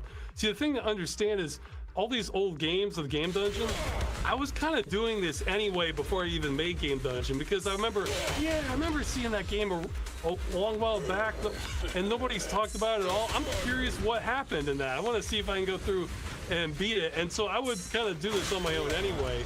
So Game Dungeon makes it just a more kind of established process where I'm thinking, okay, well, I'm not just going to play it. I have to think of like a script, or what am I going to say about this, and arrange it so hopefully it's watchable, that sort of thing. And then you started to... Game Dungeon became very successful. You had a lot of repeat viewers. It became a bit of a cult thing to go and watch. And one of your most successful videos, or a game that people connect with you now, is the video game The Crew. Just tell everyone a little bit about your background with The Crew, what The Crew is, and why you like it so much. Yeah, that one... It's kind of a coincidence that led to a lot more, but what I liked about the game was it's the second largest driving game ever made, and in my opinion, it's the best representation I've ever seen from like a ground level view of the continental United States. So, you know, you go to the south, you see like the vegetation change, and keep going farther, there's like some swampland. You know, in the north, you go to the west, you have the Rocky Mountains. You know, in California, you have vineyards, that sort of thing. So it's like a miniaturized version of the United States, but even then, it's still enormous. And I don't know, it just kind of scratches an itch I like about it. Like, just as a racing game, I think it's just kind of so-so. It's like, okay, it's all right, you know. It actually has a plot line, which many racing games don't, and it's just sort of okay, but just the world itself that they created, I haven't come across anything like it. I think you and me have a similar love for video game maps as well. I love seeing I remember many years ago I was playing a PlayStation 2 snowboarding game called SSX Tricky, and part of the kind of DVD bonus extras where you could see the developers flying around the levels in 3D. You could see the wireframe design of the level, which showed you where all the secrets were, all the hidden tunnels, all the little tricks, all the little jumps, and I loved seeing that because it's giving you almost like a god view of this digital world that you've been existing in for so long, and designing the map and designing the level to lead the player through in a certain experience that's an art and a skill unto itself. You've got access to a couple of digital video game maps, haven't you? What started the interest in game world maps? I think it's just kind of wanting to see the full picture that you might not even see playing through the entire game. You know, sometimes... Or you know, the game might be kind of zoomed in, and then you just go through it. But then sometimes these will be like hard pixel maps. It's like, well, you can actually piece them all together if you wanted, and then just get kind of a bird's eye view. I guess I would compare it to be like the first people who maybe had flight, like in a balloon or something. You know, finally being able to like look down at their town that they've maybe known their whole lives, and then just like, it's just kind of neat being able to see it in a completely different way, I think, is what my main appeal of that is. But sometimes you run into some secrets that can be juicier than others, or just see odd things. Like when you were mentioning the secrets, I was remembering in Silent Hill 2, where you go down this staircase And in the game, it's just you're going on and on and on. But like some people have actually mapped it out. It's just like this ridiculously long staircase. Seeing it in map form, it's just kind of a neat feeling, you know. There's a very similar part in the video game Dark Souls 1. If anyone in the chat has played Dark Souls, there is what looks like to be an endless corridor that you have to run down while fighting one of the bosses. And people thought that it was just a small section of corridor looping. But when they saw the 3D map, turns out it's just a really long corridor that they built. They couldn't be bothered to do a looping thing, so they just put in a massively long corridor that does the same thing. But allowing us to see the digital map, the 3D game world of that, was phenomenal. So I've linked back to your love for the crew, I've linked back to your love for digital worlds, we've talked about the fact that you've got most of your help from the community, and it's old games that you're getting running on modern hardware. You are now not only known for Freeman's Mine, not only known for the Game Dungeon, but you're also connected to this Stop Killing Games initiative. What is that? Yeah, again, that's a movement where we talk about all these old games. What's bothered me just for the longest time is games that basically get effectively destroyed, where they're not just hard to run, you know, where if you throw enough time and resources at, you can get it running again. These are ones that just, it's impossible because they almost all depended on a central server that the publisher was in control of. Then they shut it down and then left the players with nothing. And typically the only way you get games like that back is for people kind of reverse engineering a server emulator, which I can't even fathom how much work that is. And there's probably only just clusters of people on the planet who are even capable of doing something like that, even if you did have the time and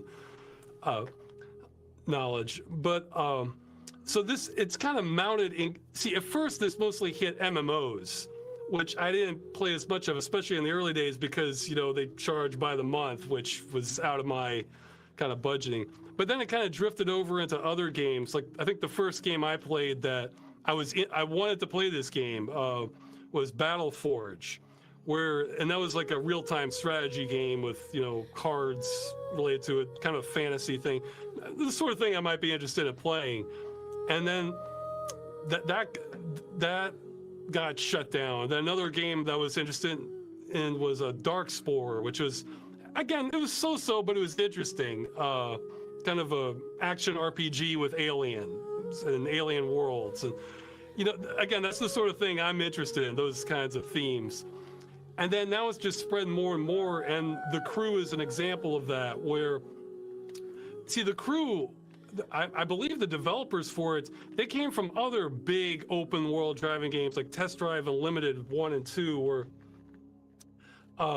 you know, they model one of the entire islands of Hawaii so that you can just drive all around in. And you can still play those games now because even though they had an online mode, the single player could still work offline. And The Crew is just many times larger than that. So it really bugged me that this was designed this way, that it was going to have a lifespan on it where no one could ever play it again. And again, and this part, okay, now I strayed off the topic, but okay, so Stop Killing Games emerged from this, where I've been kind of looking for an opportunity to try and challenge this practice. And I just never really found a good one.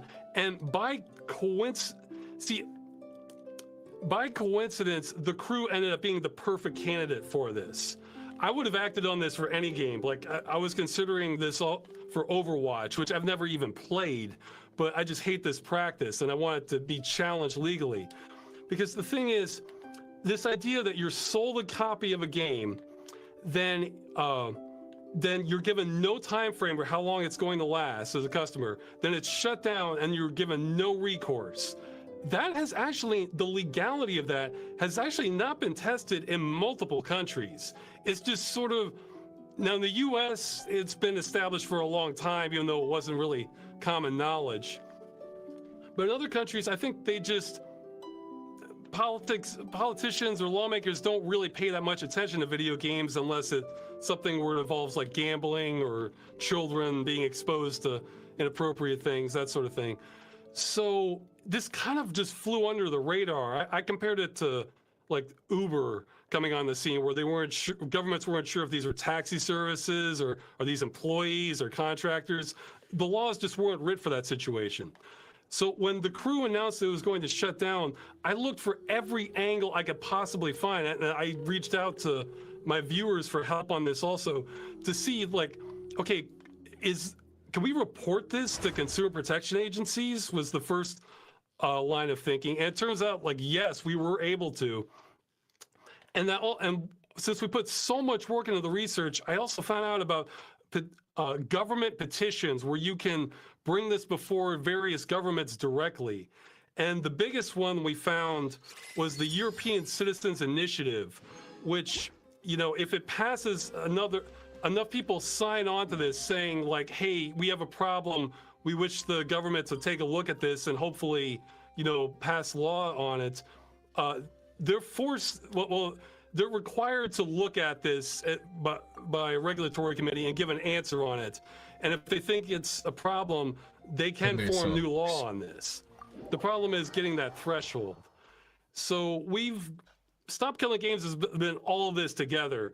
And right now, all the Consumer Protection Agency stuff is underway, and whatever happens, happens. We can't influence that one way or the other, but they are taking this issue seriously. It's been escalated in France, Germany, and Australia, which have relatively robust consumer protection laws to see if this practice is legal. That's what the crew is used for. Now, this Citizens Initiative, that's what we're still working on and trying to get signatures for. Yeah, for anybody that quits, go to stopkillinggames.com if you're in the EU and wish to help with this. All you have to do is basically sign it, give your personal information to the EU. They're protecting it. We're not managing any of that. And if we get enough signatures by the end of July, then we might honestly be able to change the law on this. And I can go on, but I don't want to. No, please do, because people are excited about this. I've already signed this now because the UK decided to do that weird thing where we left the EU. If you're based in the UK, you can still sign part of the petition. Go to stopkillinggames.com. It is a globally interesting thing now. We've got so many people from so many countries. But what companies and lawyers are kind of pushing back on, I think, correct me if I'm wrong on this, is some people have said to you, do you want to own video games once the companies that make them effectively stop supporting them? Are you looking for the trademark? Are you looking for the copyright? Are you looking for all of the legal ownership to be able to sell them on? Or do you just want them to be playable? From a legal standpoint, we are not seeking ownership of the game because, or full ownership, because that entails many other things. Even without we definitely aren't seeking the intellectual property rights, like you mentioned. But even without that, ownership implies like you can resell it, and we're kind of. Personally, I'm actually mildly against that for digital only games. That's for a few reasons. I think it actually works out better for customers and the companies to not have resale value. But that's something that would come with full ownership. But no, like you said, what we're looking for and what's in the initiative is saying that we're going to leave the video, once they end support for a game, the publisher will be required to leave it in a playable state without requiring connections to the publisher or affiliated third parties. So, you might need to log into the server the entire time they're supporting the game. We're not seeking to interfere with that. But at the end of that, they have to give something to the customers who have paid for this. Now, it gets more complicated than that, but that's the simple version. That phrase, leave it in a playable state. Now, there's an example that I want to bring up specifically. I was talking about it earlier before we started this interview to anyone who was on the Twitch stream. I believe it's Tony Hawk's Pro Skater 5. Correct me if I'm wrong on this, anyone in the Twitch chat. Tony Hawk's Pro Skater 5 was a physically printed disc game that you would put into either an Xbox or a PlayStation. And on the disc was the data for one level of the game. That was it. What the disc then did was allow you to connect to the server that hosted the rest of the game and download the rest of the game. So if you bought that game when the server was online, you would be able to play Tony Hawk's Pro Skater 5. However, if you go and buy that disc now and put it into a games console, because the servers that downloaded the rest of the game are offline, you only get one level.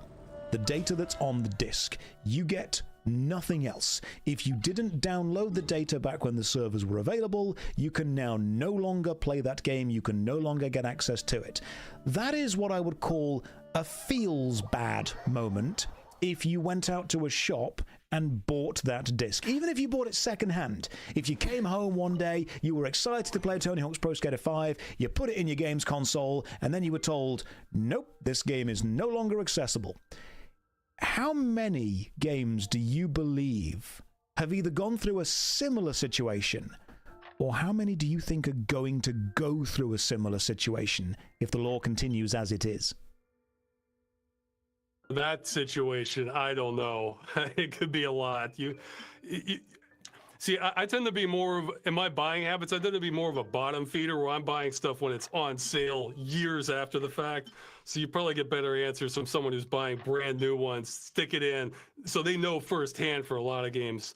I can say, see, that's actually an example where it would be, that particular example would be a bit of a gray area, but probably not too much, because the game is semi-playable, but let's say in their advertising, they said like, okay, it comes with 15 maps or something like that. Well, once it says that, then we're getting pretty clearly into the realm of this is not a reasonable compensation for what the game was advertised as. You know, whereas say they got 14 of the maps out of 15, and then one they didn't patch that, well, then that'll be harder. See, it's kind of a spectrum where on one side, if the game is almost all there, but maybe it's missing something like matchmaking or achievements or something like that, there's probably not going to be that many complaints about it, and people are going to be glad that it's mostly still intact. Whereas if it's something like what you mentioned, we're like, okay, we get this one small level, the rest of the game is just unplayable. Well, that would be a case where if this was passed, people could file complaints with the Consumer Protection Agency in their country, the EU, and then the more egregious the state of the game is, the more likely there'll be complaints, and then they would open a case on this and say that, yeah, you advertised 15 levels, only one of them's playable, that you didn't exercise due diligence in having an end-of-life plan for your game. And the other thing I was going to add quick was, for games, actually I plan to have a video on this in the near future. We've actually did some research for games that are just completely unplayable. Like the number I think we found is at least 200 to 300, where they just shut it down and you can't play it in any form whatsoever. We've got a couple of people in the chat right now who are making some really good points. One point I want to bring up here is the thing that I have against this whole thing. This is a comment that I'm reading. Ignoring MMOs and such, is that the phrase playable state would require a company to have effectively a playable state of every update, every iteration, every patch of a game. The example they use is, I believe, Final Fantasy XIV version 1.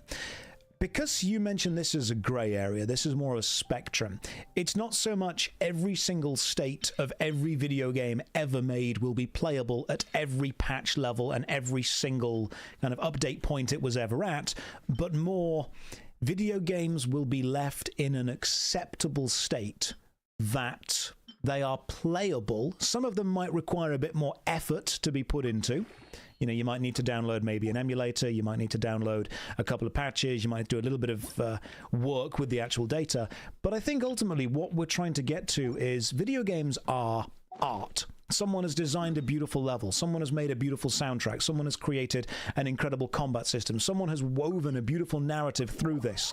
And for them to just be thrown away after a company has finished making money with it, that feels bad. Yeah, that's 100% of my personal drive behind all this. almost everything we've actually been doing has been focused on consumer protections and consumer rights, because those laws have much more teeth, where there's barely anything on preservation of art or cultural works, creative works, anything like that. But that's where all my personal motivation for this comes from. Because yeah, like I mean, I'm of the attitude of that a good game is a good game. You know, if it came out 20 years ago, you say, hey, maybe the music's better than anything I've heard this year. You know, or hey, this was really a fascinating world, or you know, interesting gameplay, that sort of thing.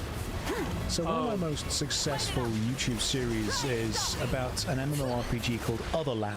I don't know if anyone in the chat has seen this before. I made a series called I played the worst MMO on Steam through to the end. Otherland was this visual trip, this digital graveyard of absolutely incredible, wild, fantastical stories based on the Tad William novel Otherland. And a lot of people watch the videos. I enjoyed playing it through. And then the Otherland server is now offline. So if you're in the chat right now and you didn't download Otherland and you didn't play Otherland during, you know, its lifetime, you can now never play that game. That's gone. You can't walk through the levels. You can't look at all of the inventory items. You can't look at the 3D models. You can't listen to the music. That game is gone forever. And that's a real shame. To me, that personally hurts. How are we going to be able to sustain the MMORPG server infrastructure to allow these games to be played in the future? What's an idea that you might have? Yeah, well, this is where I may have to be a little more diplomatic with my answer here. Otherland, I recall that one. I remember seeing screenshots of it, and I think I wrote that down to check out later. I wasn't fast enough. Yeah, okay, so the initiative itself, by the very fact that we're saying we're focusing on the outcome, which is, you know, a reasonably playable state, that's actually important for a few reasons. One of which is, if we were just to say you must release the server binaries, or you must release the source code, or you must patch the game to include this, that, well, then that could very easily trip over existing copyright laws, where that say, like, no, this is their intellectual property, we don't have the right to that sort of thing. But since we're just taking the consumer protection route, saying, no, this should be workable, which is a standard in many, many other products or services, actually. I can get to that in a second. It does two things. One, it lets us sidestep all of that, so we don't have to worry about all these copyright complete walls that we would run into, that this wouldn't be feasible otherwise. And two, it leaves maximum flexibility to the developer. So some developers are going to say it'll be a cold day in hell before you can look at our source code. But yeah, we can maybe patch the client and accept like an incoming IP. And yeah, you won't be able to support 1,000 players, but we can maybe make it so you can support like 50 or something like that on an x86 machine. Others might say, you know what, we wrote this for just some custom shard hardware that in a server somewhere. This was never even meant for a consumer system, but you know what? Here are the server binaries for it. Good luck getting it working. I mean, yeah, I guess if you want to rent this custom hardware, you could run a private server and just point it there. See, whatever is easiest for them is what we're in favor of. That just gets us to the state of having playable in some form.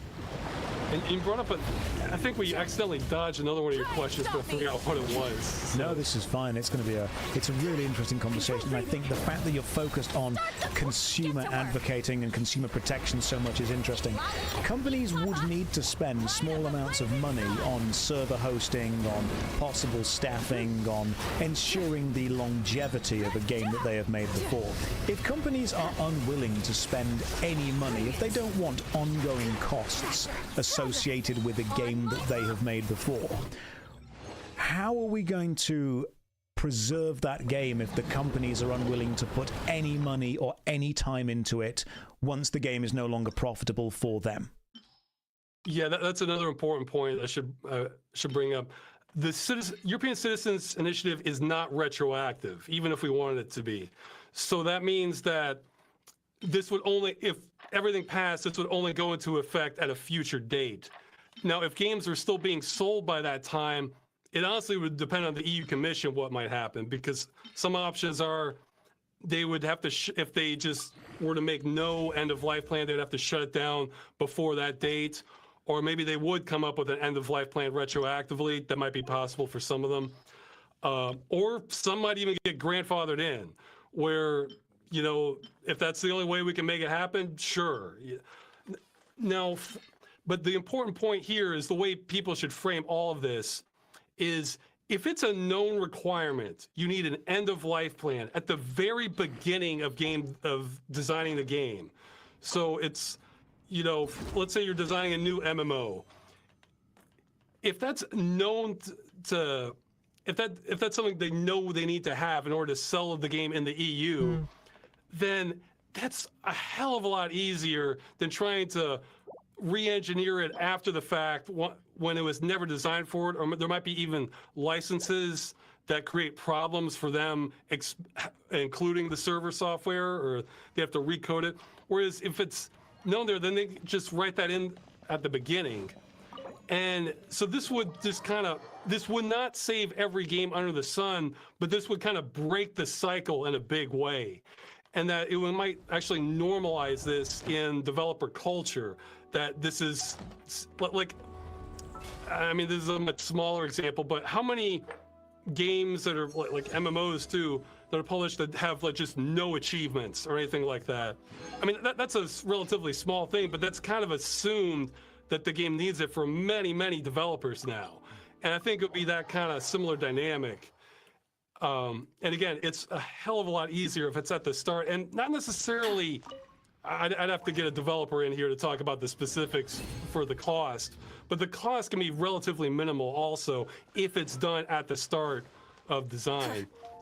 And while we are only talking about the EU, actually, and the UK, that's what I meant to mention. The UK is a separate petition. Our odds are worse on that, but if we do pass 100,000 signatures for that, it'll be brought before Parliament, and you can pretty much disregard the answer that's been given so far. That has its own drama associated with it if we pass that threshold. But let's say this passed in the EU. If a developer is in like the United States or Australia or someplace, that does not mean they're required to have this in the game, but it does mean if they want to sell the game in the EU.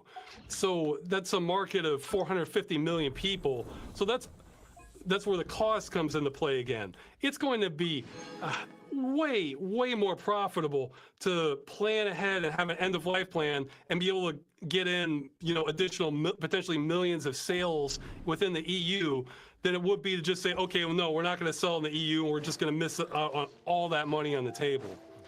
And this strategy kind of happened a little bit in Australia, where the ACCC, their Consumer Protection Agency, sued Valve over not allowing refunds.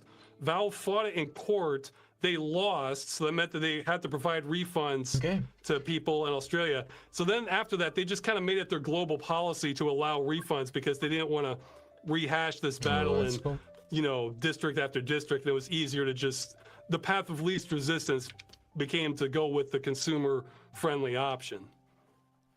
We have a lot of people in the chat asking some really interesting questions about the specifics and the business side of it. I mean, for example, if I had to argue for the other side of this, I would say a company would be founded, they would make a video game, they would have an end-of-life plan.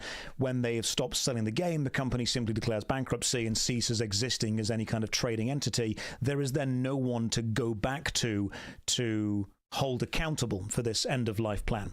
Could the end-of-life plans for video games involve passing on any of the ability to continue playing them to the players, to the consumers? Could people host their own servers? Could people access a third-party server that is funded by a charity? I mean, that's an option, but well, some of that's going to be mandatory just by having, I mean, unless they're exotic workarounds, just by having the game be in a playable state. Because, okay, we took the example of an MMO, and I may want to just something I glanced at in the chat in a second. Okay, I lost my train of thought. I hate when this happens. Okay, so to hand off the intellectual property, that sort of thing. By focus, if it's an MMO, that's advertised as being able to play with other people. You know, that's part of the draw of the original advertisement. Well, if you make that completely offline, that doesn't really fulfill what was advertised. So that a game like that would have to have some sort of player-run server functionality. Like maybe it's simple enough that a player could host it on their own system and people could connect to it. Or if it's not, it could be the sort of thing where they release, you know, server code for whatever the hardware was that did run that server for the MMO. And that's another way to get at it. Again, the more specific it gets, the more potential trouble you run into legally. And I glanced at a few comments in the chat where they're talking about that they didn't like how this wasn't specific enough. Here's the thing about the European Citizens Initiative. Whatever we write, that goes to the, let's say it passes, that goes to the EU, then they're going to hear voices from lots of different places. They might hear from preservation societies, that sort of thing. They're for sure going to hear from the industry. They'll be, which will probably fight this no matter what we write. And then they're going to come up with their own interpretation of this, as to what might solve the problem. They might run it by us for revision. They might not. They might just say what's going to be. So the simpler it is, the better, because it's going to mutate into something. We could write case scenarios that we suggest for every single scenario. Like, you know, okay, an MMO with this kind of architecture, an arena shooter with this kind of architecture, etc. That could all get it. That could either all be completely ignored, or worse, they focus on just one of those relatively minor points and then think, okay, we'll fulfill this and we're just going to throw out everything else that you wrote and then consider it job done.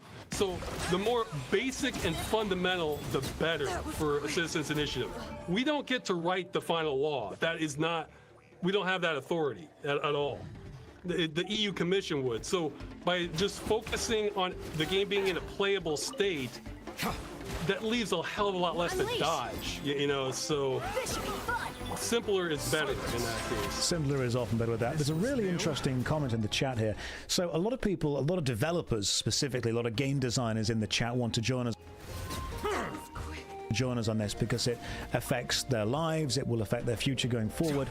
And an excellent message here is, can we not just accept that multiplayer-based games will one day be nothing more than a memory, but instead concentrate on stopping the requirements of single-player games requiring online connectivity? Now, I believe that that thought actually has crossover with the previous. It's about asking companies, hey, once this is no longer valuable to you, how can we preserve it as art? A lot of single-player games now require an online connection. Whether it's a DRM specific thing, whether it's anti-cheat, whether it's data gathering, they like you to have an online connection for this game specifically. Once that game is no longer sold, once it's no longer making money, once it's no longer considered an active part of that company's repertoire, if you will, would you ask that single-player games remove that online requirement? Well, that's what the initiative does, actually. That's another thing that, in some ways, gamers are almost worse at understanding this than laymen. There's not separate laws for multiplayer or single-player games, except maybe like content warnings or something like that. So we're not seeking to create new laws to distinguish the two. And like you said, for some games, it's all just a soup anyway. I mean, I mentioned The Crew as an example. That's a perfect example. The Crew has a full single-player campaign with cutscenes, a story, boss level, that sort of thing. You know, everything you expect from a single-player campaign. Throughout that, you can have multiplayer. You can have people on the server, well, or used to be able to, just kind of drop in and out, like in between missions, like you see them driving by. You can play with up to 7 other people at the same time, so you have a race of up to 8 people. That's all you'll ever see it. And the game was marketed as an MMO. You know, so it's just like, let's just throw everything into a blender and just, so we kind of have to save multiplayer if we want to save single player also. That's the reason we've kind of they kind of left us no choice, like you said. But the initiative itself, just the game in a reasonably playable state without requiring a connection to the publisher or affiliated parties. So if you're talking about that anti-cheat or the DRM, those are affiliated parties. So the idea is, even if the game is completely multiplayer and just there's almost no value for it as single player, like an old game like that is Star Siege Tribes. It's an arena, large arena shooter, no bots. You can run around an empty level, I guess, if you want single player, but that's it. The whole game is designed for multiplayer. But you can still connect to people online if you want it, even though the company, I'm pretty sure the company that made it isn't around anymore. Interesting comment in the chat. Someone says, we have to accept that multiplayer games are going to die. In 20 years' time, League of Legends might not be around. Call of Duty Warzone might not be around. And people are giving examples of modern games that are going to effectively reach the end of their life and no longer be supported. The original Command & Conquer, I can still play with friends via using some software. Whether I'm using LogMe and Hamachi to simulate a LAN connection, I can still use that software to experience that game with friends. I think a lot of people in the chat right now are saying that we have to accept that video games are just going to move on and they're going to die.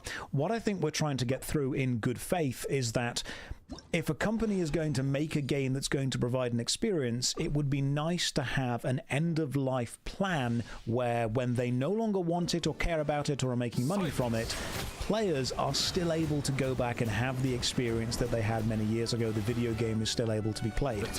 Now, many years ago, we also had a term for this. We had shareware and freeware. A lot of older games move into the freeware state, where companies just say, okay, you know what, we're not making money, no one sell it, here's the whole thing, you can just download it and play it. Why don't we just demand that all modern games eventually become freeware? Because you run into a lot of problems with copyright law again. Then you're running into like the likes of Disney, the recording industry, the film industry, all coming out against this. Like it's, you don't want to awaken the copyright dragon on, or I don't want to. Like that would make this about 1,000 times harder than what we're trying to do. That's why we're really trying to stay in the lane of consumer protection. Even though personally, I'm in full agreement that I'd love to see abandoned IP become public domain. But no, you gave a great example with Command & Conquer. You wouldn't even need the updated software. If you and your friend still had a DOS system from the 90s, you wouldn't need to change anything. You could still play multiplayer online over the internet between the two of you. And that's another point. We're not at... The biggest thing people get tripped up on is we're not asking for endless support. We are totally in favor of the companies wanting to wash their hands of the game whenever they want, so that they never have to do any support whatsoever again. So let's say, a game is working today, but then there's a Windows update next week that it doesn't work. Well, if the game shut it down and it was working without having to connect to them or other parties today, well, then that's on the community at that point to figure out a workaround or something else. So, because that's normally what for almost everything else, that's what end of support means. It means you're on your own if you run into trouble. It doesn't, it's more recent that it means that no one on Earth can run this ever again. That's kind of weaponizing the term there. There's an interesting phrase here. People keep asking in the chat, who pays for this? Because there's obviously an ongoing cost with this kind of stuff. I like to see it in a similar vein, and correct me if you see it differently. I like to see it similar to a library. As in, just because a publisher is not printing a book anymore, I can go to the library, I can find that book, I can read that book, I can enjoy the art and the story of that book, and then I can take it back to the library and somebody else can enjoy that book. The art is not gone forever just because the company that originally made it, whether the author that wrote it or the publisher or the printer, even if all of those people go out of business, if all those people stop existing, we can still enjoy that book going into the future because of a library system that keeps keeps the book alive, or a digital archiving system where the book goes to. Everyone seems obsessed with the idea of who pays for it, and it's a thing that politicians are going to ask you. Who pays for it? How do we archive so much data? Or do we just allow the players to have access to it for a limited amount of time? Or is it worked out by a charity? Where's the money coming from for this to survive? Okay, are you referring to your concept of like a library after the fact, or just the initiative itself, like what we're asking for? Let's start with the library idea, because hosting digital data does have an ongoing cost. So once this end-of-life support has been written in, where is the data being stored? Where's it being kept? Where's it being downloaded from? Who is maintaining it?